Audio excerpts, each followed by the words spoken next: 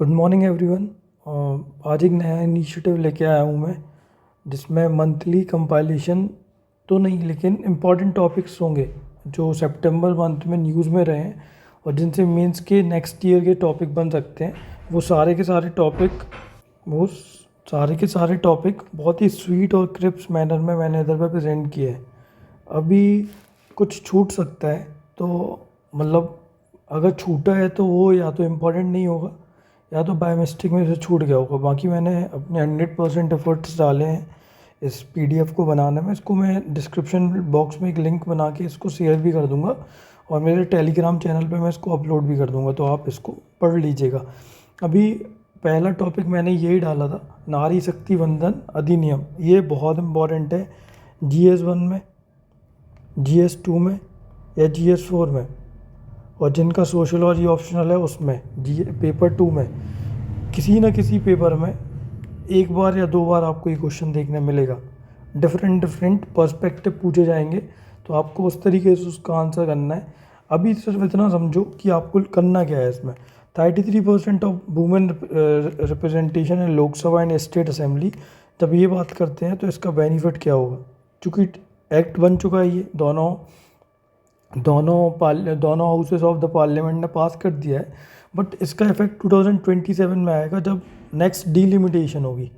अभी डीलिमिटेशन क्या होती है ये आपको देखना है, लेकिन जब प्रीलिम्स वाला मैं शॉर्ट वीडियो डालूंगा तो मैं तो इसको बता ही दूंगा। लेकिन ये वर्ड आप सुन लो, डीलिमिटेशन। आर्टिकल बताओ कौन सा है।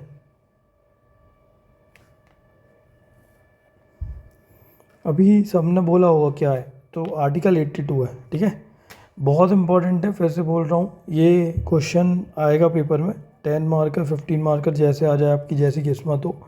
तो अब ये समझो कि what is the present women holding percentage. Okay, तो मतलब कितना सीट को किस हाउस में वुमेन होल्ड करके रखे, तो वो that is around 15% seats in Lok Sabha and 14% seats in Rajya Sabha. अभी देखो, राज्यसभा इज़ अपर हाउस, तो 14%।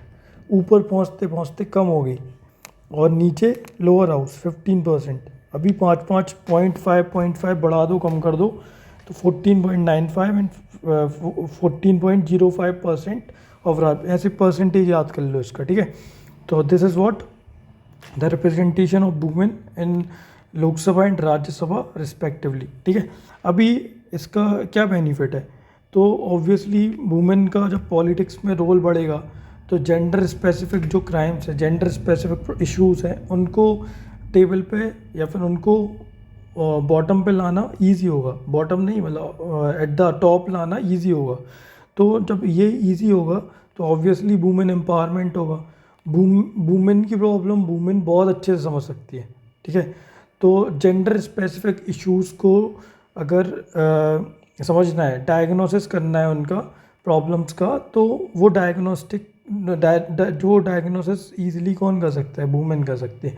अभी उस डायग्नोसिस का ट्रीटमेंट करने के लिए भी अगर वुमेन उधर अवेलेबल हैं, जैसे कि लॉ मेकिंग में, जैसे कि अभी इसमें इस बिल में आया है, तो obviously it will promote inclusivity. Because women representation बढ़ेगा तो वुमेन रिलेटेड प्रॉब्लम्स का सॉल्यूशन भी बहुत एकदम एफिशिएंट होगा। तो अभी ये पॉइंट्स लिखे हुए हैं। The bill also aims to address issues like high rate of crimes against women, low participation in workforce, poor nutrition level and skewed sex ratio. This is very important, health वाले field में आ जाएगा। Because look, अपने यहाँ जो patriarchal mindset है, आपको बहुत ही ये सब चीज़ें आपको दिखती होंगी रोज़, बट आप समझ नहीं पाते इन चीज़ों को। क्यों? क्योंकि जैसे आप एक घर में देखो, तो पहले घर में अगर किसी के यहाँ बिजनेस है तो उसके फादर खाते हैं खाना, आते हैं दुकान से फिर खाते हैं, और देन मदर, देन अगर कोई घर में कोई अगर मैरिड कपल्स हैं तो उसकी वाइफ फिर खाते हैं। That is what is happening in majority of Indian cities and villages. Okay, अभी सिटीज़ में तो थोड़ा अच्छा कंडीशन है, बिकॉज जो न्यूक्लियर फैमिली का स्ट्रक्चर है वो इमर्ज होके आ रहा है, बट स्टिल जॉइंट फैमिली जहाँ पे भी है उसमें यही सिनारियो चल रहा है मेजरली। मैं एब्सलूट सेंस में कभी नहीं बोलता हूँ। Majority of household in joint family is facing this scenario, and even in nuclear family अभी भी यही सिस्टम चल रहा है कि women are just holding the holding a position in household to cook food, to take care of children. That is सारा कुछ उनका क्या क्या पर्पस है उनका करने का, ये सारा दे आर डूइंग कि caretaker role. Okay, caretaker role. अभी ये केयर टेकर जब पॉलिटिकल रोल प्ले करेगी तो ऑब्वियसली जब घर मतलब ये बहुत अच्छा नोशन है कि अगर घर संभाल सकती है वुमेन तो obviously they can take care of politics as well, क्योंकि पॉलिटिक्स भी तो एक घर है किसका, लॉ मेकिंग का. लॉ मेकिंग हाउस है parliament. Okay, so parliament even state legislature जो जिसमें वुमेन का रिप्रेजेंटेशन बहुत कम है उसको बढ़ाने के लिए इम्पोर्टेंट. अभी भी लेकिन राज्यसभा में रिजर्वेशन नहीं है किसी का, है ना, तो ये बहुत इंपॉर्टेंट है. इसको पढ़ लीजिए. However reserving women for parliament women in parliament could go against the constitutional guarantee of equality, perpetuate gender disparity, divert. देखो, वुमेन का रिप्रेजेंटेशन बढ़ाने से प्रॉब्लम्स नहीं हो सकती हैं सबसे पहले, लेकिन जब वुमेन का परसेंटेज बढ़ाते हैं, रिप्रेजेंटेशन बढ़ाते हैं, तो constitutional guarantee that is article 14 के अंदर जो इक्वालिटी है वो थ्रेटन होती है, ऐसा बोल सकते हैं. अब होती है नहीं होती है ये तो रिप्रेजेंटेशन के बाद पता चलेगा, बिकॉज अपने आर्टिकल 14 में क्या है, right to equality and equality before law. So right to equality is a negative connotation, negative right, but equality before law is a positive right. अभी इसको डिटेल में अपन पढ़ेंगे. इसको इन पॉलिटी की भी शॉर्ट वीडियोस डालूंगा मैं, मतलब अराउंड 60 to 70 वीडियोस होगी पॉलिटी की. बहुत अच्छे अच्छे टॉपिक्स होंगे, और ज़्यादा हो सकती है depending upon the need of the hour. Okay, अभी current election process of the for the upper house prevent possibility of reserving seat. अभी बताया ना, राज्यसभा में कोई सीट रिजर्व नहीं होती. अब आ जाओ क्वाड पे. अभी क्वाड देखो, इसमें कन्फ्यूज़न दो चीज़ों में होता है, G4 में होता है, क्वाड में. क्वाड इंडो पैसिफिक,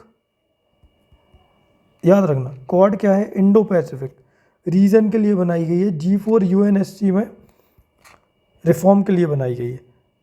बस इतना इम्पोर्टेंट है. अभी क्वाड के मेंबर्स कौन हो सकते हैं, आप एक बार सोचो इसको, मतलब इसमें मत देखना अभी, है ना, सोचो एक बार क्वाड के मेंबर्स कौन हो सकते हैं. क्वाड के मेंबर तो वो भी हो सकते हैं जो UNSC में, मतलब UNSC के 5 परमानेंट मेंबर हैं, वो भी हो सकते हैं. तो क्वाड में कौन कौन आता है, एक तो इंडिया आएगा, फिर कौन आएगा, US आएगा, फिर कौन आएगा, जापान आएगा, और कौन आ सकता है, तो वो आ सकता है ऑस्ट्रेलिया. ठीक है. अभी आपको ये पता है ना क्वाड में ये आते हैं, तो एक मैप बनाओ, ऐसा एक मैप बना लो, है ना, सॉरी, एक मैप बना लो इधर, है ना. ठीक है. तो अब देखो कौन कौन आ रहा है इधर पे क्या है, US है, दिस इज US, तो US आ रहा है, USA. इधर पे इंडिया है तो इंडिया आ रहा है, इधर पे जापान है तो जापान आ रहा है, और इधर पे ऑस्ट्रेलिया आ रहा है. मतलब देखो, US is playing a major role in this Indo Pacific security को बढ़ाने के लिए, और चाइना की इन्फ्लुएंस को काउंटर करने के लिए ये प्लेयर्स आ रहे हैं. Australia, Japan, India and USA. अब ये मैप से याद कर लो, दिस इज क्वाड. क्वाड में क्या है, USA, Japan, India and Australia. That is all about quad. अभी ये प्रीलिम्स का क्वेश्चन बन गया. अब इसमें ना एक कंट्री घुमा के दे देंगे, इसकी जगह जर्मनी दे देंगे. अभी जर्मनी किसका पार्ट है, Germany is a part of G4. देखो G4 में कौन कौन आता है, इंडिया तो आएगा, ठीक है, क्योंकि इंडिया UNSC का परमानेंट मेंबर नहीं है. US है तो US को अलग कर दो. ऑस्ट्रेलिया G4 में आएगा क्या, देखते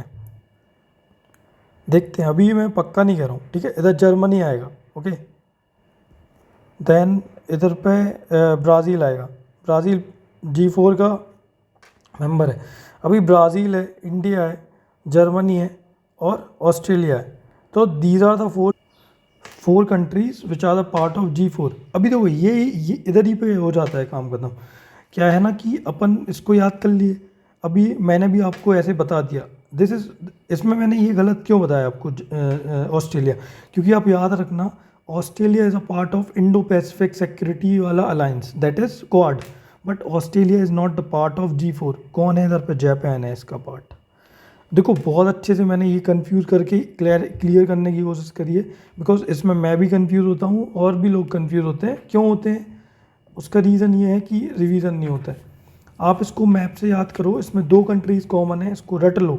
India and Japan are the two common countries between G4 and quad. ठीक है, कौन कौन? इंडिया एंड जापान, रट लो इसको। India and Japan are the two countries, what are the two countries, are the two countries which are common in G4 and quad? Japan and India.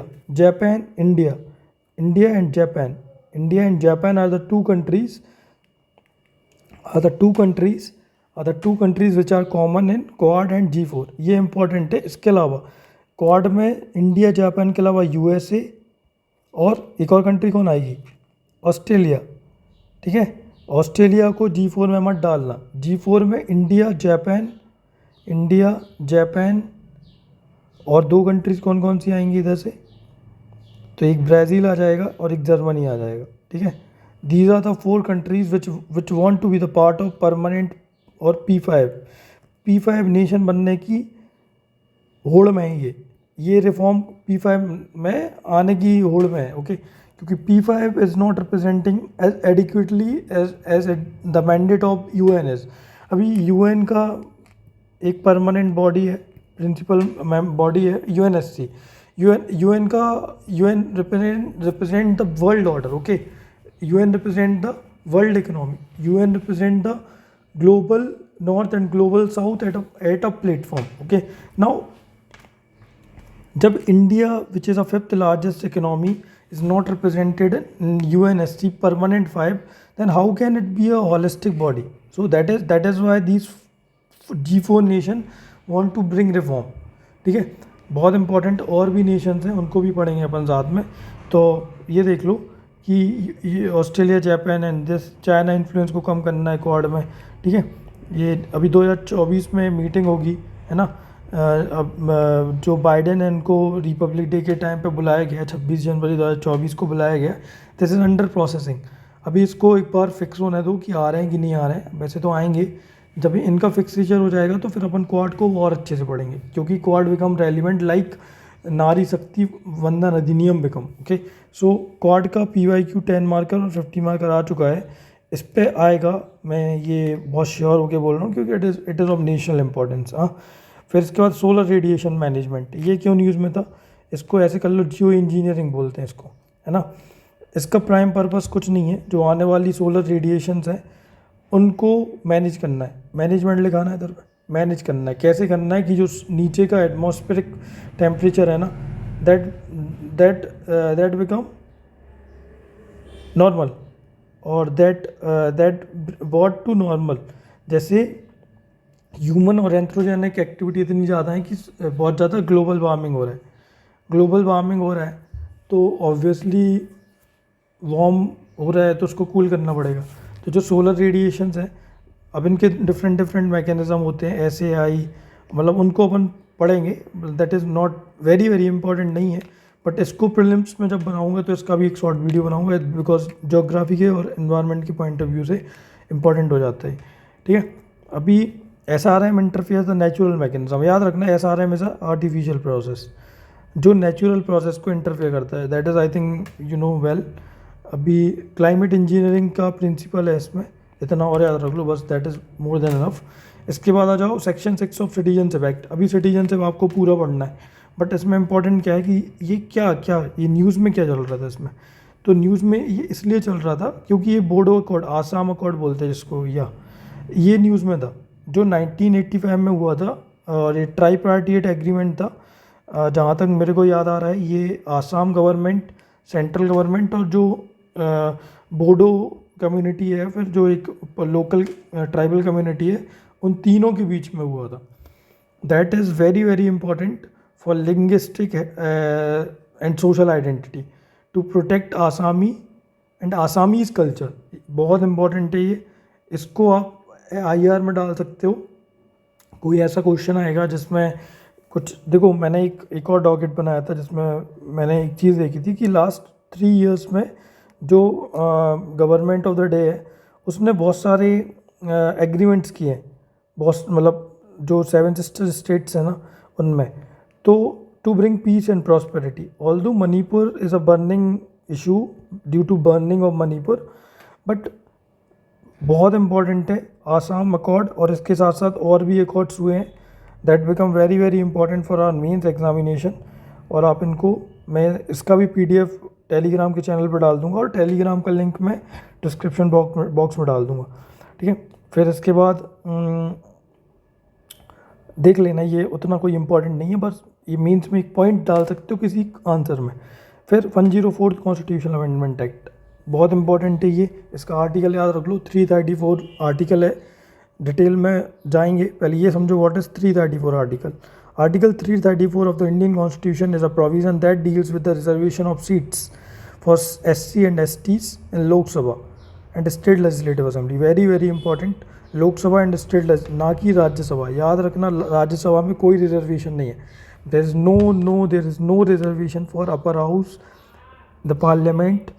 अब क्यों नहीं है वो we will discuss someday else, but इतना याद रखो article 334, और article 334 के अंदर 104 कॉन्स्टिट्यूशनल अमेंडमेंट एक्ट आया है।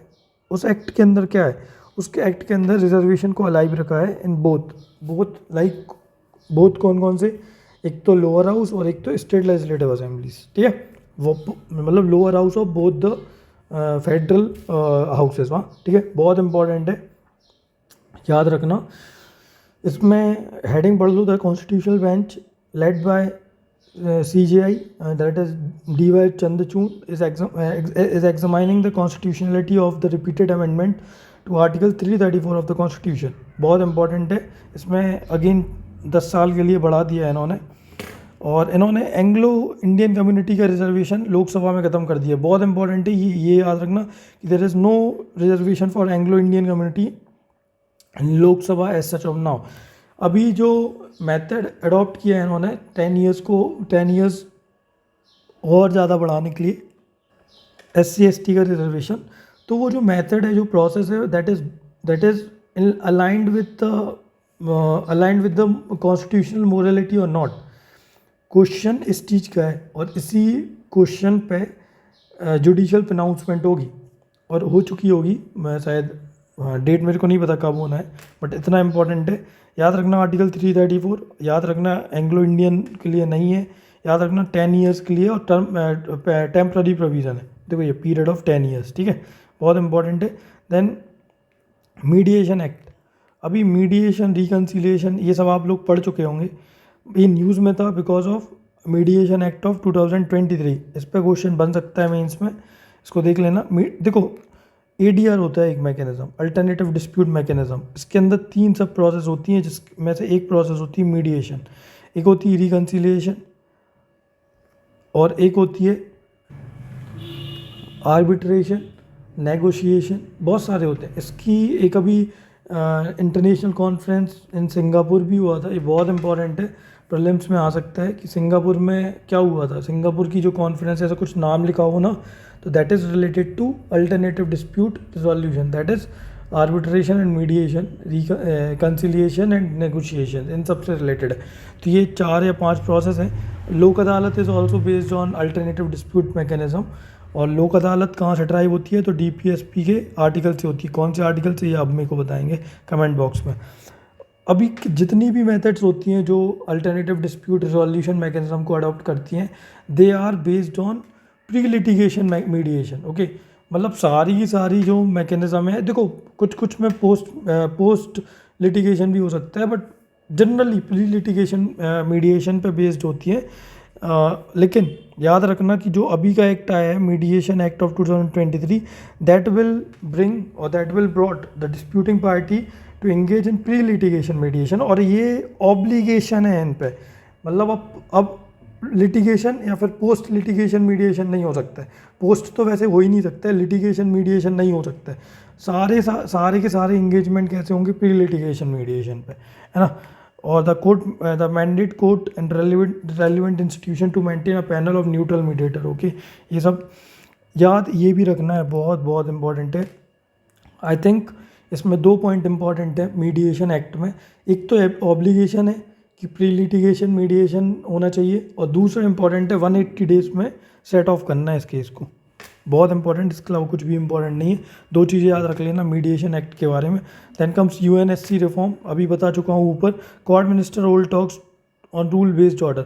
अभी लास्ट टाइम बोला था इन्होंने rule based to role based पे आ जाओ, है ना। और role of India as a leader is emerging in the global south like a leader of global south. Okay, so बहुत सारे लीडर्स ने अभी प्रेज भी किया आफ्टर G20 और G20 के पहले भी। तो क्वाड मिनिस्टर्स की टॉक बहुत इंपॉर्टेंट हो जाती है टू ब्रिंग यूएनएससी रिफॉर्म। इसमें China is creating problem to for India to become UNSC permanent और P5 member. Okay, because China is playing bad diplomacy और diplomacy which is not good for India not for global south. Very very important. Quad की चर्चा हो चुकी है, G4 की भी चर्चा हो चुकी है ना। तो अब यूएनएससी क्या है? UNSC is a one of the 6 principal organ. अभी 5 हो चुके हैं, आई थिंक इसमें ये गलत लिखा हुआ है। 5 प्रिंसिपल ऑर्गन हो गए, एक कौन सा रिमूव हुआ है इसके बारे में आप देखोगे, मैं नहीं बताने वाला। यूएनएससी के 5 परमानेंट मेंबर कौन कौन से? तो देखो इसमें देखो G4 की भी बात लिखी हुई है। G4 it is a group of 4 countries, Brazil, Germany, India, Japan. बोला था ना ऑस्ट्रेलिया नहीं है। ऑस्ट्रेलिया, जापान और India is a common member between G4 and quad. Very very very very important, है ना। और इनके अलावा 2 कौन कौन से हैं? तो इधर पे US and Australia become the member of quad, और इधर पे जर्मनी और Brazil plus India and Japan become the member of this G4। ठीक है, वेरी वेरी इंपॉर्टेंट। अभी वेस्ट एशियन पावर स्ट्रगल, इसमें बहुत इंपॉर्टेंट 2 चीज़ें बन जाती हैं। इसमें 2022 में क्वेश्चन आया था I2U2 का। I2U2 क्या है? इसराइल, इंडिया, यूएसए और यूएई। वेरी वेरी इंपॉर्टेंट, ये आ चुका है PYQ में। तो अभी मेरे को लगता है कि जो इंडिया से मिडिल ईस्ट और मिडिल ईस्ट से यूरोप में जो लाइन डल रही है for infrastructural backup and to counter China's influence in Middle East as well as in that Europe वाला रीजन। तो इस कारण से एक नया इंफ्रास्ट्रक्चर प्रोजेक्ट जो यूएस के द्वारा बैक्ड है, connecting India, West Asia and Europe. Very very important. अभी इसका कनेक्शन देख लो कहाँ से कहाँ तक है। इंडिया से, इंडिया के वेस्टर्न कोस्ट मतलब मुंबई वगैरह, गुजरात वगैरह से कनेक्ट होगा। Then Gulf that is Persian Gulf, Jordan, Israel, Mediterranean and then to the Europe, whole of the Europe. तो ये ग्लोबल साउथ को ग्लोबल नॉर्थ से कनेक्ट करने का एक मुहिम है। और इसके साथ साथ ये चाइना's रोल और चाइना's इंक्रीजिंग रोल और China's influence as a big brother in that region will be counted by this US backed infrastructure project. Very very important. इसका एक डॉकेट बना लेना, जैसे नारी शक्ति अभिनंदन क्या था, नारी शक्ति अभिनंदन अधिनियम, ये था शायद। तो जैसे उससे रिलेटेड मैंने बताया था, ऐसे ही इससे रिलेटेड भी बना लेना, बहुत इंपॉर्टेंट है। देख लेना, याद रखना वेस्ट एशिया और इंडिया, वेस्ट एशिया और ऊपर यूरोप, ये तीनों जगह एक ही इंफ्रास्ट्रक्चर प्रोजेक्ट से कनेक्ट होंगी जो यूएस के द्वारा बैक्ड होगा। अभी ये चाइना के इन्फ्लुएंस को कैसे काउंटर करेगा, क्या इसका रेलिवेंस है, तो इसका एक डॉकेट एक पेज में बना लेना आगे आगे, जिसमें सिग्निफिकेंस, बेनिफिट्स एंड चैलेंजेस और वे फॉरवर्ड ऐसे करके इसको शॉर्ट कर लेना। ठीक है। देन साइबर सिक्योरिटी, इसका क्वेश्चन अल्टरनेटिव ईयर आता है। 2020 में आया था, तो 22 में आया था, 20 में आया था, तो 90 में नहीं आया था, 2018 में आया था, 2016 में आया था। तो आप देख लो, ऑलमोस्ट हर साल क्वेश्चन आता है। जैसे इंक्लूसिव ग्रोथ पे पूछ लेते हैं वो, ऐसे ही इस पे आता है, क्योंकि ये सारे के सारे टॉपिक एज इट इज़ आपके सिलेबस में लिखे हुए हैं। अगर आप देखोगे, मैं सिक्योरिटी का डालूंगा इस बार। अभी मैं आज एक और वीडियो अपलोड करूँगा, 8th वीडियो होगी वो, और वो किससे रिलेटेड है, तो वो LPG रिफॉर्म मेजरली उसके ही इर्द गिर्द घूमेगी सारी वीडियो, तो उसको भी आज अपलोड करूँगा। फिर फायर क्रैकर बैन बहुत इंपॉर्टेंट है। इसमें देखो एक इम्पॉर्टेंट पॉइंट इसमें क्या बनता है कि जो बैरियम बेस्ड फायर क्रैकर्स हैं उनको अलाउ कर दिया है। किसने? सुप्रीम कोर्ट ने। बस इतना याद रखना, मतलब barium as a product add किया जाएगा किसी भी फायर क्रैकर्स में, तो that will be legal because supreme court has allowed the use of और to add the barium with improved additives in green crackers. Green crackers क्या होते हैं? Green crackers are those crackers which have low और very low और no environmental impact, very very important. Routing for a balanced approach to tackle the issue of air pollution, ठीक है, ये सब देखो एक केस याद रखना, ये केस इंपॉर्टेंट है, Arjun Gopal versus union of India, ये बहुत इंपॉर्टेंट है, याद रखना है। Arjun Gopal versus union of India, case का नाम क्या है? एयर पॉल्यूशन से रिलेटेड है और इसका फायर क्रैकर्स थीम बना देना। अर्जुन गोपाल बहुत इंपॉर्टेंट है, मैं फिर से बोल रहा हूँ, वर्सेस यूनियन ऑफ इंडिया, ठीक है, ठीक है। ये केस है जो किससे रिलेटेड है? Air pollution. देखो क्वेश्चन आ चुका है PYQ में, इन्वायरमेंटल इशूज से लेके ये आया था। Article 21 is presumed in such a manner to widen its scope, explain this statement in light with article 21 as an right to environment करके, ऐसा कुछ, ऐसा थीमिक क्वेश्चन था। तो अभी उसका आंसर में यही सब केस लॉस लिखने पड़ते हैं। तो एयर पॉल्यूशन से रिलेटेड है और फायर क्रैकर्स में बैलेंस अप्रोच को ऑप्ट करके ऑब्वियसली एयर पॉल्यूशन को कम करना है और वेरियम एडिटिव्स को इनकरेज करना है, क्योंकि they will not promote much air pollution और they will not promote air pollution. Very important, Arjun Gopal versus union of India, याद रख लो, Arjun Gopal versus union of India, very very important. Okay, then comes FPI और 5I, ये बहुत important. देखो मैंने 3 topic आपको बहुत इंपॉर्टेंट बताए हैं इस बार। अभी एक तो बताया आपको क्या, नारी वंदन अधिनियम वाला, वो नारी वंदन अभिनंदन अधिनियम, और फिर 5I अलायंसेस, ये बहुत इंपॉर्टेंट है। और इसके अलावा एक और बताया था साइबर सिक्योरिटी, साइबर सिक्योरिटी तो मोस्ट इंपॉर्टेंट है। इसके बाद मैंने बताया था वो जिसमें इंडिया, वेस्ट एशिया और यूरोप को कनेक्ट करेंगे। तो ये 4 टॉपिक बहुत इंपॉर्टेंट बन जाते हैं। 5I अलायंसेस इसलिए इंपॉर्टेंट है क्योंकि अभी जब जयशंकर साहब गए थे US UN में रिप्रेजेंट करने के लिए इंडिया को, तो उन्होंने एक प्रेस कॉन्फ्रेंस के दौरान बोला था कि we are not the member of 5I और not we are the member of some other organization that the reporter was talking about. तो वो न्यूज़ में तब से आई क्योंकि 5I अलायंसेस में कौन कौन से नेशन आते हैं, तो इसको भी मैप से देख लो। ये हो गया नॉर्थ अमेरिका, ये हो गया साउथ अमेरिका, ये हो गया यूरोप, ये हो गया एशिया, बाहर चला गया, ये हो गया ऑस्ट्रेलिया, मान लो यार इसको, ठीक है ऐसा। तो इधर पे क्या है, USA कनाडा, तो USA कनाडा, इधर पे क्या है ऑस्ट्रेलिया और न्यूजीलैंड, तो 4 कंट्री तो हो गई। अभी एक कंट्री और याद रखना, I don't think so that will become difficult for you. और इधर पे एक है अपनी कंट्री UK, तो Canada, USA, UK, Australia, New Zealand, 2 पड़ोसी तो 4, और एक हो गया UK। तो these are the 5 countries which are the part of 5I alliances, बहुत इंपॉर्टेंट है। इसमें क्या होता है, information intelligence information sharing alliances है या फिर इंटेलिजेंस शेयरिंग अलायंसेस है। तो इसमें 5 मेंबर आते हैं। 1946 में स्टार्ट हुआ था, US और UK ने स्टार्ट किया था, then New Zealand, Australia and Canada become part later after inception. तो अब since inception 5I as 5 countries, no not at all, ठीक है। फॉरेन पोर्टफोलियो इन्वेस्टमेंट, ये देख लो, ये काम का नहीं है ज़्यादा, प्रीलिम्स में क्वेश्चन बनेगा इसका, तो आप इनके बेसिक्स को पढ़ लो। FPIs क्या होते हैं, हालांकि FPIs ज़्यादा इम्पोर्टेंट नहीं है इस साल के लिए, क्योंकि अगर आएगा भी तो बहुत ही बेसिक सा क्वेश्चन आएगा। याद रखना, equity, bond and mutual funds में FPI आते हैं, इनके परसेंटेज मैं बता दूंगा।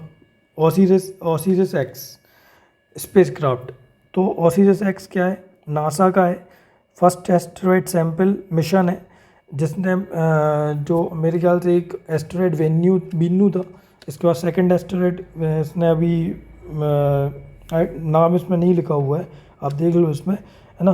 तो 2 एस्टेरॉयड से सैंपल, एक तो वीनू से, तो इसने जो वीनू से सैंपल कलेक्ट किया था उसको फेंक दिया है एट द लोकेशन।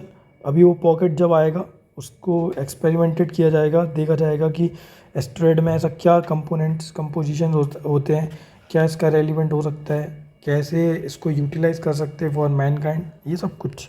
अभी ओसिरिस का फुल फॉर्म क्या है? Origin, spectral interpretation, resource identification, security, regolith, explorer. याद कर सकते हो तो कर लो, नहीं कर सकते हो तो कोई प्रॉब्लम नहीं, बस इतना याद रखना कि ओसिरिस एक्स क्या है। It is a NASA first asteroid mission, ख़त्म। और डीप स्पेस मिशन है, ठीक है। इसके बाद railway infrastructure, obviously Vande Bharat mission, Vande Bharat train अभी 9 वंदे भारत को फ्लैग किया था through online press, online gathering, online meeting के दौरान किया था। तो अभी 35 हो गई हैं शायद, देखो कितनी हो गई, हाँ अराउंड 35 ट्रेन्स हो गई हैं, एक बार आप देख लीजिएगा, है ना। बहुत इंपॉर्टेंट है ये, मैं फिर से कह रहा हूँ, बहुत बहुत बहुत ज़्यादा इंपॉर्टेंट है, ठीक है। क्या इंपॉर्टेंट है इसमें कि जो ICF होता है ना, that is Chennai based PSU, government based PSU है, integral coach factory. This integral coach factory is responsible to build this Vande Bharat, which is fastest indigenous train and India's, ये भी इंपॉर्टेंट है, कुछ भी पूछता है कभी कभी UPSC यार, तो ये सब चीज़ याद रखना पड़ता है कि 4th लार्जेस्ट रेलवे नेटवर्क है इंडिया का, फर्स्ट सेकंड थर्ड किसका है ये आप देखो, US का नहीं है फर्स्ट, इतना याद रखना, ठीक है। हाइपरटेंशन क्या होता है? हाई ब्लड प्रेशर, ठीक है, हाई BP, बस इतना याद रख लो, ठीक है। हाइपरटेंशन, अभी हाइपरटेंशन का मतलब क्या है? High BP। और जो हाई BP का सिस्टम है वो कैसे ट्रिगर होता है? तो जो अपनी आर्टरीज और वीन्स होती हैं, इनमें जब कॉन्ट्रैक्शन ज़्यादा बढ़ जाता है, मतलब जो फ्लो हो रहा होता है ब्लड, दैट, देखो एक पाइप के अंदर अगर फ्लो हो रहा है वाटर, तो वो अगर 1 इंची का पाइप है तो उसमें जो वाटर फ्लो हो रहा है उसके लिए ज़्यादा जगह है। लेकिन अभी सोचो आफ्टर 10 ईयर्स और 20 ईयर्स आप उसमें एक लेयर जम जाती है, मतलब डाइट की या फिर कुछ भी एक लेयर जम जाती है, तो उसका जो ब्रेथ होता है वो कम हो जाता है। तो अभी 1 इंची, पौना इंची या फिर आधा इंची हो जाता है, तो उसमें से जब वाटर फ्लो होता है तो उसका प्रेशर ज़्यादा होता है। सेम अपनी बॉडी में अप्लाई होता है कि जब आर्टरीज में से और वीन्स में से जब ब्लड इनलेट और आउटलेट होता है, तो उसमें जो ब्लड फ्लो हो रहा होता है उसमें अगर कोलेस्ट्रॉल डिपॉजिट होने लगता है तो उसमें से ब्लड बहुत फास्ट फ्लो होता है, तो BP क्या हो जाता है? हाई हो जाता है, ब्लड प्रेशर हाई हो जाता है, ठीक है। नॉर्मल ब्लड प्रेशर क्या होता है? तो नॉर्मल होता है 90 to 140 mmHg, मतलब इसको उल्टा बोलती है, 140 to 90 mmHg। mmHg क्या है? मर्क्यूरी स्केल पे लेंथ कितना जाएगा ऊपर तक। आपने कभी देखा होगा BP को कैसे मेज़र करते हैं, तो आपको समझ में आ जाएगा कि ये 140 90 mmHg क्या होता है। इसमें जो 140 होता है, दिस रिप्रेजेंट सिस्टोलिक। अभी ये सिस्टोलिक क्या होता है ये सब मत जानो, है ना, बस ये जान जाओ कि ये सिस्टोलिक होता है और एक डायस्टोलिक होता है। तो नॉर्मली ये होता है कि 120 से 140 प्री हाइपरटेंशन की स्टेज होती है। तो 120 जो होती है दैट इज़ 120 to 80। ये वाला जो सिस्टोलिक डायस्टोलिक रिस्पेक्टिवली जो होता है BP, दैट इज़ मतलब दैट इज़ नॉर्मल, ओके ना। नॉर्मल से थोड़ा सा ज़्यादा होता है, जैसे 120 से 140 के बीच में सिस्टोलिक, और 180 से 90 के बीच में डायस्टोलिक। मतलब 140 90 120 80 इसके बीच की जो रेंज है ये कहलाती है प्री हाइपरटेंशन रेंज। और 120 से 80 जो होता है that is normal range of BP, okay. So pre hypertension की स्टेज क्या कहलाती है याद रखना, 120 140 टू 80 90, ओके। ये हो गया क्या? सिस्टोलिक। ये हो गया डायस्टोलिक, ठीक है। अभी इसमें जो ड्रग्स दी जाती हैं, कैल्शियम चैनल ब्लॉकर्स, ये सब, इसमें 3-4 ड्रग्स होती हैं, बहुत इंपॉर्टेंट है वो आप खुद से देखिएगा, है ना, या फिर मैं बताऊँ आपको। देखो इसका एक PYQ आया था 2021 में, ACE क्या है? एंजियोटेंसिनोजन कन्वर्टेज एंजाइम, ये इंपॉर्टेंट है बहुत। ACE is a angiotensinogen 2 convertase enzyme. अभी इसको ब्लॉक किया जाता है। ब्लॉक क्यों किया जाता है? इनहिबिट किया जाता है, सॉर्ट ऑफ। इनहिबिट करना, ब्लॉक करना अलग होता है, लेकिन आप समझो इनहिबिट किया जाता है। क्यों किया जाता? क्योंकि हाइपरटेंशन मैकेनिज्म में नहीं जाता हूँ, बार बार मैं अपने आप को रोकना पड़ता है। याद रखना ACE इनहिबिटर्स होते हैं, थायाजाइड्स, क्लास के जो डेरिवेटिव्स होते हैं कैल्शियम चैनल ब्लॉकर्स होते हैं, these are the class of drugs which are use to treat hypertension. बस इतना याद रखना, बहुत इंपॉर्टेंट है। हाइपरटेंशन पे क्वेश्चन आ सकता है इसका, वो देख लेना कि इसका टारगेट क्या है इंडिया का हाइपरटेंशन का। बजट में भी सिकल एक और डिजीज़ है सिकल सेल एनीमिया, 2047 का टारगेट इसका। हाइपरटेंशन का टारगेट क्या है 2025 है, 30 है, ये आप देखना, ठीक है। बहुत इंपॉर्टेंट है, लेकिन इस बार प्रीलिम्स में आ सकता है ये। इसके बाद एनआईए इतना कोई न्यूज़ में हमेशा ही रहता है, ये याद रखना इसका। ये 2008 में बना था after that Mumbai terror attack. कौन भूल सकता है 26/11, ओके।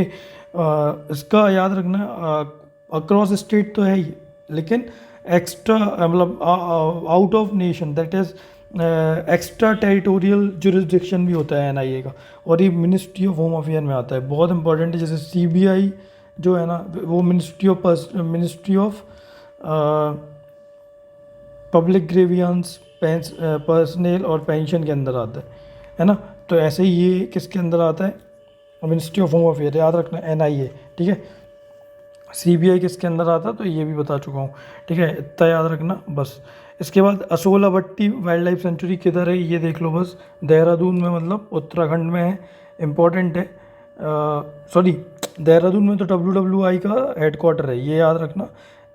ये Asola Bhatti wildlife century Delhi में है, वही मैं बोल रहा हूँ, तो मैं क्या बोल रहा हूँ ये कि Asola Bhatti wildlife sanctuary is in Delhi. और इसमें दो चीज़ें याद रखना, इसका कोई ज़्यादा काम का नहीं है ये। जुडिशल अपॉइंटमेंट, ये इंपॉर्टेंट है, बहुत बहुत इंपॉर्टेंट है। एक कोलिजियम सिस्टम आता है फॉर जुडिशल अपॉइंटमेंट। इसमें कौन कौन होता है देखते हैं, बट इतना याद रखना है, collegium system is not mention anywhere in the constitution. First thing ये लिखा हुआ होगा इसमें, not rooted in the constitution. अभी इसमें न्यूज़ में क्या था, क्यों था ये judicial? The supreme court on Tuesday said judiciary was losing fresh talent as never before because prospective candidates shortlisted for judgeship in the High Court give up as month tick by without a decision from the government on their appointment। कोई काम का नहीं है ज़्यादा। Important ये है कि judicial system जो है ना, उसमें कोलिजियम सिस्टम के थ्रू अपॉइंटमेंट होता है। What is collegium system? Collegium system is not mention in the constitution. अभी कोलिजियन सिस्टम का काम सिर्फ अपॉइंटमेंट नहीं होता, ट्रांसफ़र ऑफ जजेस को भी, ऑफ जजेस of high court and supreme court, very important. ये फर्स्ट लाइन इंपॉर्टेंट है। Collegium system is a system for appointment and transfer of जजेस of supreme court and high court, ठीक है। इसके बाद under the system CJI along with 4 senior most जज recommend the appointment of transfer of जज। अब इसमें एक बात याद रखने की ये है कि 4 सीनियर मोस्ट जज और CJI रहते हैं, मतलब 5 मेंबर्ड बॉडी है। क्या भाई ये 5 मेंबर्ड बॉडी हमेशा रहेगी? नहीं, ये 6 मेंबर्ड भी हो सकती है। अगर ये जो 4 सीनियर मोस्ट जजेस हैं, they are not the part of becoming the CJI for next tenure. अभी इन 4 में से जो नेक्स्ट सिटिंग CJI होगा ना, if that is not the part of 4 senior most judge, then one more judge will be appointed who will become the CJI after the tenure of this CJI। Important है बहुत ज़्यादा। तो अगर कोई बोलेगा permanent 5 membered है, नहीं है, 6 मेंबर्ड भी हो सकती है। CJI 4 सीनियर मोस्ट प्लस 1 जज, that will be the CJI for next tenure, okay. उसके बाद हाई कोर्ट कोलिजियम में क्या क्या होता है, तो ऑब्वियसली जो chief justice of high court होगा प्लस 2 सीनियर मोस्ट जज ऑफ द कोर्ट, ये सब होंगे, ठीक है। फिर इसके बाद ये इंपॉर्टेंट है बहुत, ये क्वेश्चन में आ सकता है इसका, ठीक है। अब इंडो पैसिफिक बता चुका हूँ। इंडो पैसिफिक कौन सा रीजन होता है? इंडियन ओशन वाला और पैसिफिक रीजन, जो दोनों जो कंट्रीज़ दोनों में लाई करती हैं उनको इंडो पैसिफिक कंट्रीज़ बोलते हैं, और उसी रीजन को इंडो पैसिफिक रीजन बोलते हैं, ठीक है। अब इसमें ज़्यादा कुछ जानने का नहीं है ना। फिर कॉपीराइट इन्फ्रिंजमेंट, कॉपीराइट कितने साल को मिलता है इतना याद रख लो, फॉर द 10 ईयर्स कॉपीराइट। सही बोल रहा हूँ क्या?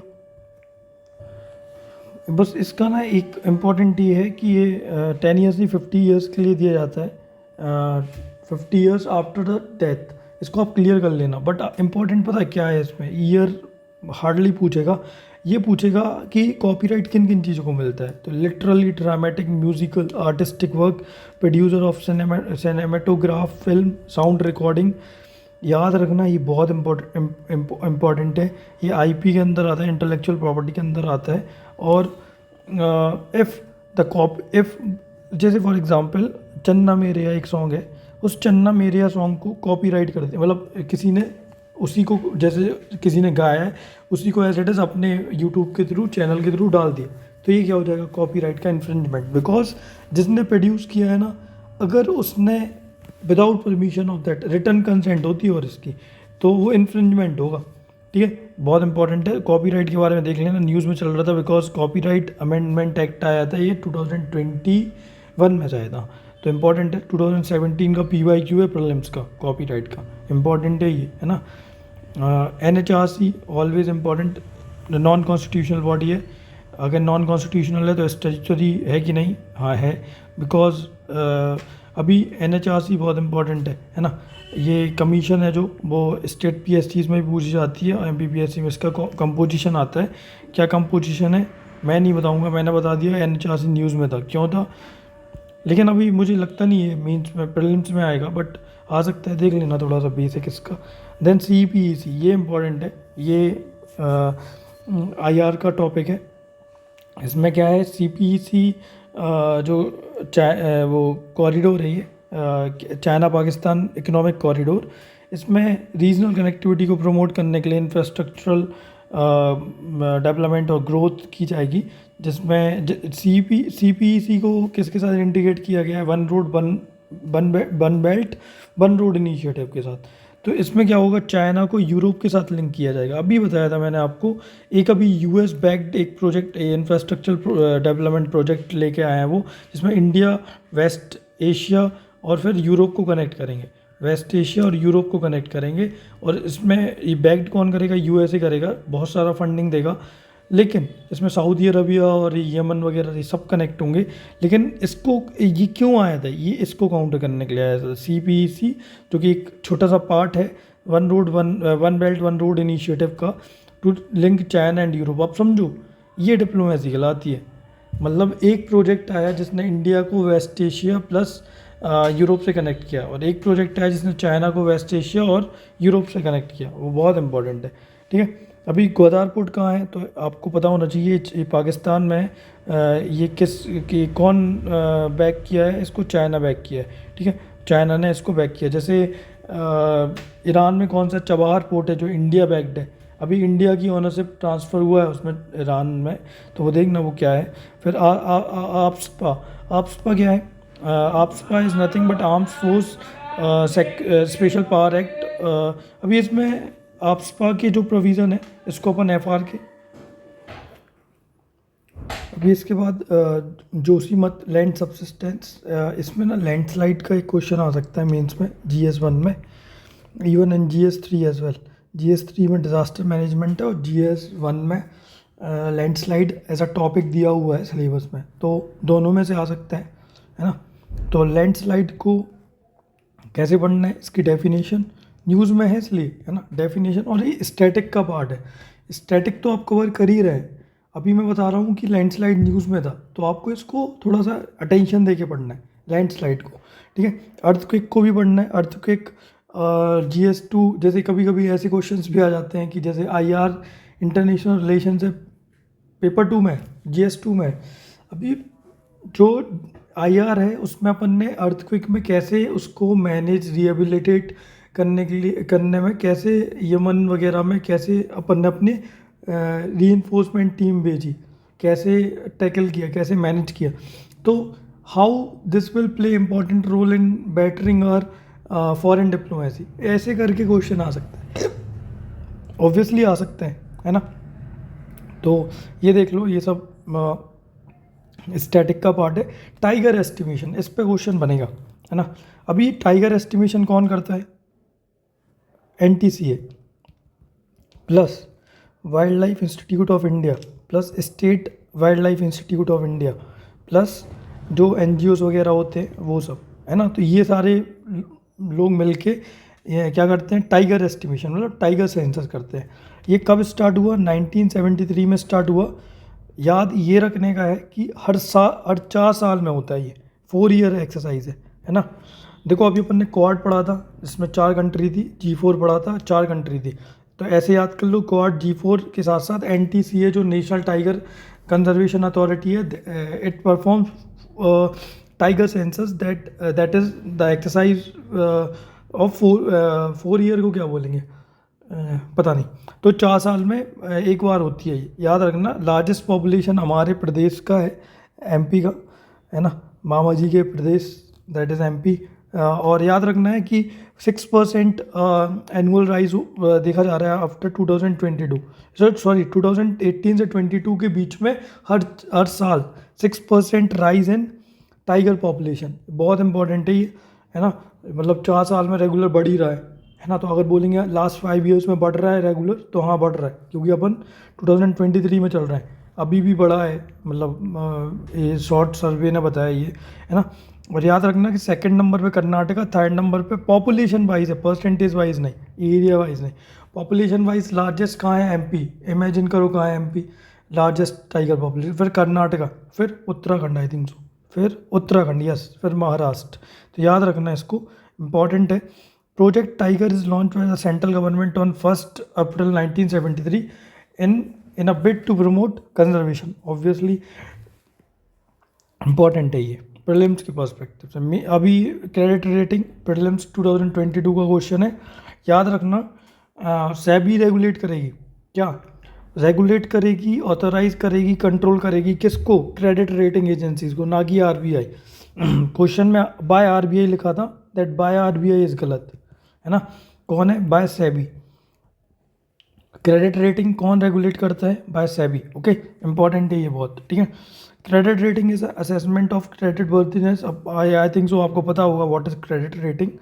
क्रेडिट रेटिंग किसी भी सिक्योरिटी या बॉन्ड्स का, सिक्योरिटी का एग्जाम्पल लेते हैं, इसका क्या क्रेडिट वर्थिनेस है, मतलब trust worthiness of that security is called as credit rating. अभी BBB के नीचे जितनी भी आती हैं और ऊपर जितनी जाती, ऊपर जितनी होती हैं, दे आर ग्रीन सिक्योरिटीज़, नीचे रेड सिक्योरिटीज़, और ये कहलाता है, बेटा अभी रुक जाओ, इसके नीचे जो भी जाएगा वो सारा का सारा जंक सिक्योरिटी कहलाएगा, ठीक है। इंपॉर्टेंट है ये, ज़्यादा कुछ काम करनी है, बस इतना याद रखना। कौन रेगुलेट करता है, सेबी।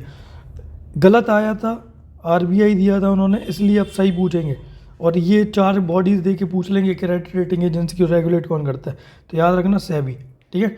बहुत ही ऐसा अजीब लग रहा है कि इतना इजी कैसे पूछेगा, बट पूछ लेता है, उस टाइम दिमाग नहीं चल पाता है। तो चलाना ये है कि अथोराइज, कंट्रोल एंड रेगुलेट कौन करेगा, सेबी करेगा, किन को, क्रेडिट रेटिंग एजेंसीज को, वेरी इंपॉर्टेंट।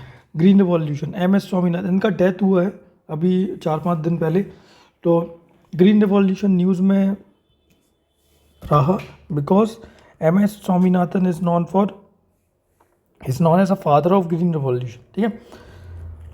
ग्रीन रिवॉल्यूशन के बारे में स्टेट्स में अपन पढ़ेंगे जब अपन पढ़ेंगे। इसके बाद मिसलेनियस, GS3 कंप्लीट करने के बाद मिसलेनियस, कौन कौन सी टॉपिक, कौन कौन से न्यूज़ जो PYQ में भी आया है और जो अपने सिलेबस का पार्ट है और जो मैंने सिलेबस में कवर नहीं किया है वो पढ़ेंगे। उनकी 5 वीडियोस डालेंगे, मिसलेनियस 1, 2, 3, 4, 5, ठीक है। वो एथिक्स के साथ डालेंगे, GS4 के साथ, तो उसमें अपन कवर करेंगे। ग्रीन रिवॉल्यूशन न्यूज़ में था, याद रखना क्यों न्यूज़ में था, because MS Swaminathan demise, okay, very important, ठीक है। फॉर नेक्स्ट ईयर प्रीलिम्स, मतलब for this year prelims means, sorry, बहुत important. Private equity, venture capital नहीं है काम का, नीचे आ जाते हैं। देखो बहुत सारा नहीं पढ़ना है, हर चीज़ कवर करने की कोशिश करोगे ना तो कर लो, रिटेन कर पाओ तो कर लो, और नहीं होगा रिटेन, मैं बता रहा हूँ, ठीक है। बहुत ही स्पेसिफिक चीज़ें पढ़ोगे, वो रिटेन करेंगी, वो काम में भी आ जाएंगी प्रीलिम्स में, है ना। और एक्चुअली कन्फ्यूज़न नहीं क्रिएट करना है ब्रेन में। Brain is not a veg biryani, okay, it is actually a butter paneer masala in which lot of masalas are there, but एक सब्जी है बटर पनीर मसाला, ओके। अभी प्रिविलेजेस कमेटी, ये इंपॉर्टेंट है, इसमें आर्टिकल 105, 112, 122, ये दोनों आर्टिकल्स आपको बेयर एक्ट से पढ़ना है। क्या लिखा है इनमें, मैं नहीं बताऊंगा क्या लिखा है। पार्लियामेंट्री प्रिविलेजेस क्या होती है, न्यूज़ में थी, जब पॉलिटी के शॉर्ट वीडियोस बनाऊंगा उसमें कवर करूंगा। याद रखना न्यूज़ में इसलिए थी क्योंकि जो रमेश बिदूरी था, आप लोगों ने भी इसका वीडियो देखा था, it was very shameful. To listen such words from a member of parliament. अब ये जो MPs होते हैं ना, they are the charismatic authorities. Charismatic authorities भी है। और अथॉरिटी क्यों? क्योंकि लीगल सोर्स ऑफ पावर है इनके पास, ठीक है। मतलब they got power from the legal source, that's why they are called authority. And why they are authority, I already mentioned, and why they are charismatic, because they are always in limelight। अभी limelight में रहने के कारण they become the source of socialisation for youth. अभी उल्टी सीधी भाषा का प्रयोग करोगे आप अगर, तो आने वाली जनरेशन आपसे क्या सीखेगी? That needs to be taken care by BJP MP। BJP हो कांग्रेस हो इससे मतलब नहीं, MP है रमेश बिदूरी, ओके। कहाँ का है? दिल्ली का है ना। तो इम्पोर्टेंट है ये, तो ये बहुत इंपॉर्टेंट, ठीक है। आर्टिकल 10 मतलब देखो प्रिविलेजेस जो है ना, they derive from article 105 and 122 important है। फिर इसके बाद कमिटी ऑन ऑफ प्रिविलेजेस में कितने मेंबर होते हैं? 15 मेंबर्स। लोकसभा, इन सब कमिटीज़ का भी मतलब 5-6 कमिटीज़ हैं जो बहुत इंपॉर्टेंट, इनकी भी शॉर्ट वीडियोस बनाऊंगा मैं। प्रॉपर नोट्स बने रखे हैं मेरे पास, मेरे को सिर्फ इनको इधर पे प्रेजेंट करना है, तो इसमें ज़्यादा टाइम नहीं लगेगा। बस इतना याद रख लो, कमेटी ऑन प्रिविलेजेस में कितने मेंबर है? 15 मेंबर, लोकसभा वाली है ना। और 10 member from Rajya Sabha, 10 member from Rajya Sabha and 5 members from Lok Sabha. गलत बता रहा हूँ मैं। कमेटी ऑन प्रिविलेजेस 2 जगह है, लोकसभा में और राज्यसभा में। लोकसभा में 15 मेंबर्स हैं, राज्यसभा में 10 मेंबर्स हैं, ओके। अभी जो इसका चेयरमैन होता है कमेटी ऑन प्रिविलेजेस इन लोकसभा, इसको कौन इलेक्ट करता है? स्पीकर। राज्यसभा में ऑब्वियसली चेयरमैन, इंपॉर्टेंट है बहुत, है ना, ठीक है। फिर इसके बाद operation Kaveri, everybody is aware about operation Kaveri, जो इसी साल चलाया गया है। 121 Indians way lifted from Sudan by Indian air force Marcos commando. ये मार्कोस कमांडो क्या होते हैं ये आप बताओगे? मैराइन नहीं, मैं नहीं बताऊंगा, आप बताएंगे। What is Marcos, okay. Operation Kaveri क्या था? ऑपरेशन कावेरी सूडान से जो इंडियन फंसे हुए थे उनको बाहर निकालना। Why we need to evacuate Indians from Sudan? Because there was civil war ongoing. Sudan has been witnessing deadly fighting between the country's army and paramilitary group. The paramilitary rapid support force that has reportedly left several undead dead. बहुत important है, army और मतलब civil war की situation है, बहुत important है ना। Sudan इसका लोकेशन इंपॉर्टेंट हो जाता है कि सूडान का लोकेशन क्या है। आप मैप देखोगे आपको समझ में आएगा। सूडान इज़ नॉर्थ में इजिप्ट है ऑब्वियसली। अब इसका ना मैप आप देखोगे, मैं नहीं बताने वाला। कैपिटल याद रखना, खार्तूम है ना। ग्रीन रिवॉल्यूशन देख चुके हैं, लेकिन ये ना green revolution in terms of air pollution है, तो इसमें बहुत सारे चलते रहते हैं। बट एक चीज़ याद रखना है इसमें, स्टबल बर्निंग का केस। स्टबल बर्निंग को प्रिवेंट करने के लिए एक इंस्ट्रूमेंट लेके आए हैं, पूसा बायोडिकम्पोजर, लिखा होगा इधर पे कहीं, पूसा बायोडिकम्पोजर। किसने डेवलप किया है? Indian institute of agriculture research, Indian agriculture research institute IRE ने इसको डेवलप किया। ये क्या करेगा? बायो लिखा ना, बायो मतलब माइक्रोब्स का यूज़ करेगा to decompose that stubble and all in order to prevent this stubble burning as well, which will lead to air pollution. Age of consent POCSO का वो है। एज ऑफ कंसेंट क्या होता है? अगर 18 ईयर्स से अबव है लड़की, मतलब अबव नहीं, बिलो है अगर लड़की, तो एज ऑफ कंसेंट कुछ नहीं होगा उसमें, याद रखना, ठीक है। अगर 18 ईयर्स से बिलो है कोई भी लड़की, तो age of consent is vested in father and mother, ठीक है। तो अगर आप उसके साथ कंसेंट के साथ, अगर लड़की के कंसेंट के साथ भी अगर आप उसके साथ फिजिकल रिलेशनशिप या फिर इंटीमेसी या फिर इंटरकोर्स जैसी चीज़ों में इन्वॉल्व हो रहे हैं, तब भी आपके ऊपर पॉस्को लग सकता है, याद रखना ये, है ना। सो 18 ईयर्स के अबव कंसेंट की ज़रूरत पड़ेगी, वो कंसेंट पर्सनल कंसेंट होगा, ठीक है। इंपॉर्टेंट है ये POCSO, women empowerment, child related crime, जो कि अपने GS2 का पार्ट है, उसका क्वेश्चन बन सकता है। What are electoral bonds? तो इलेक्टोरल बॉन्ड्स याद रखना, SBI जो दिल्ली की ब्रांच है उससे ही ले सकते हैं आप, ऐसा है क्या? ऐसा नहीं है। याद ये रखना है कि एसबीआई की ब्रांच जो होंगी ऑथोराइज ब्रांच, बहुत सारी ब्रांचेस हो सकती हैं, डिविजनल ब्रांचेस ऑफ एसबीआई, जो कौन करेगा इनको ऑथोराइज, कौन करेगा इनको? Election commission of India authorise करेगा।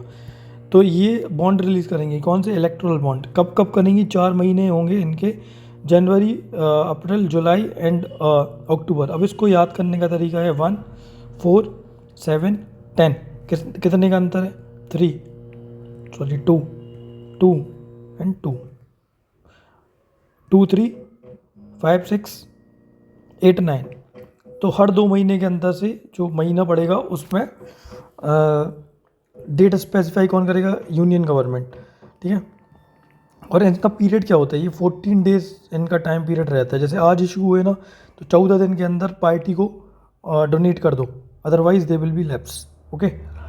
और इलेक्ट्रल बॉन्ड सिस्टम 2017 में आए थे, फाइनेंस बिल के थ्रू इंट्रोड्यूस हुए थे, है ना।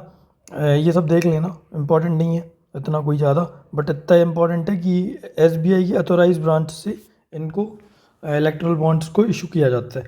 ठीक है। और भी इनके कुछ फैक्ट्स हैं, वो भी देख लेना। EFIR not as such important, बस इसमें इतना याद रखना, ई टेक्नोलॉजी या फिर ICT रोल इन पुलिसिंग। तो एफिशिएंट पुलिसिंग बनाने के लिए EFIR। Okay. Efficient justice delivery जो कि अपने सिलेबस का पार्ट है।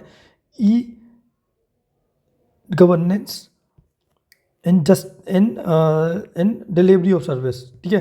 तो डिलीवरी ऑफ सर्विस क्या हो गई? EFIR। मतलब डिलीवरी किसकी हो रही है? जस्टिस डिलीवरी हो रही है। तो उसके लिए क्या ई गवर्नेंस का यूज़ किया, ICT का यूज़ किया, कि EFIR फाइल कर सकते हैं आप, है ना। बहुत इंपॉर्टेंट है ये, है ना। और ये लॉ कमीशन ऑफ इंडिया क्या है? टेम्पररी बॉडी है, स्टैट्यूटरी नहीं है, ये याद रखना, है ना। हर 3 साल में गठन होता है इसका, है ना। टेम्पररी बॉडी है, इंपॉर्टेंट है ये। ठीक है। फिर विंडफॉल टैक्स, लास्ट टॉपिक है।